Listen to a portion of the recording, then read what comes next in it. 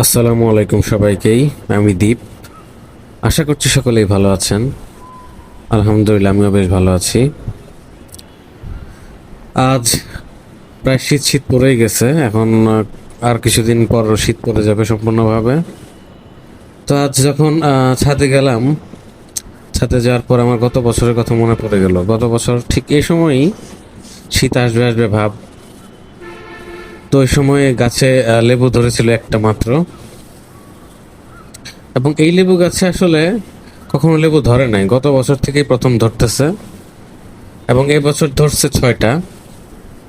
ছয়টা লেবু আসছে। এর পিছনেও আল্লাহ রহমত এবং আমার কিছু বুদ্ধি কাজে লেগেছে, কারণ আমি গাছটিতে বেশ অনেকগুলো ডালপালা ছেড়ে দিয়েছিলাম।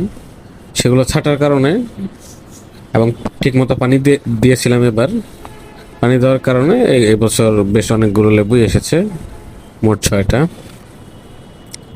তো গত বছরের কথা মনে পড়ে গেল বলতে, গত বছর এই সময় আমি লেবু খেয়েছিলাম গাছ থেকে না পেরেই।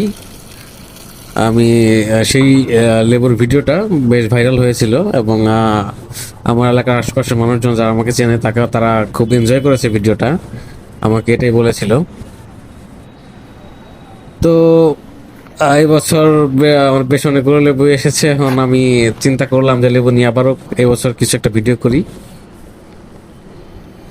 তো 3টা লেবু আমি পারলাম, এবং এই লেবু দিয়ে আমি লেবুর পিনিক বানাবো এটাই ভাবছি আমি।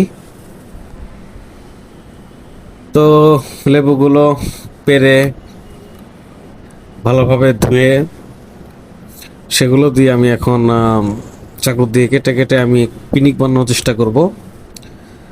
ইউটিউবে ভিডিওতে দেখি আমি যে ঢাকায় কীভাবে লেবুর পিনিক বানায়, তবে সেই সাইজগুলো আমার কাছে একটু ভালো লাগে না।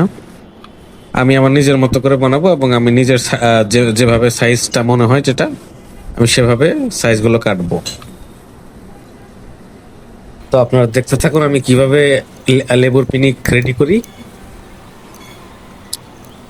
খুব দ্রুত আমি কাটছি, এবং কেটে কেটে ছোট ছোট সাইজে আমি তৈরি করে নিতেছি এই লেবুগুলো। এবং এই লেবুগুলোর পিনিক বানাতে আমি লবণ, মরিচ গুঁড়া এবং তেঁতুলের আচার, এই 3টা জিনিস লাগবে আর কি। ও হ্যাঁ, এখানে গাছের ধনিয়া পাতাও দিয়েছি। তো আমি লবণ এবং মরিচের গুঁড়া এবং সাথে তেঁতুলের আচার, আমি এখন এই সবগুলো একত্রে মিশাবো এবং মাখিয়ে নিব।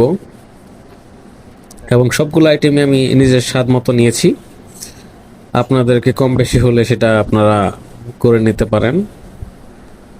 এই লেবুর পিনিকটা আমি বানাচ্ছি, এবং খেতে কেমন হবে আমি এখনো জানি না, কারণ এই লাইফে আমি প্রথম এটাই বানাচ্ছি। আশা করি খেতে ভালোই হবে। এবং সেগুলো আমি সবগুলো হাত দিয়ে মিশাচ্ছি, এবং মিশিয়ে নেওয়ার পর আমরা টেস্ট করব সেটা।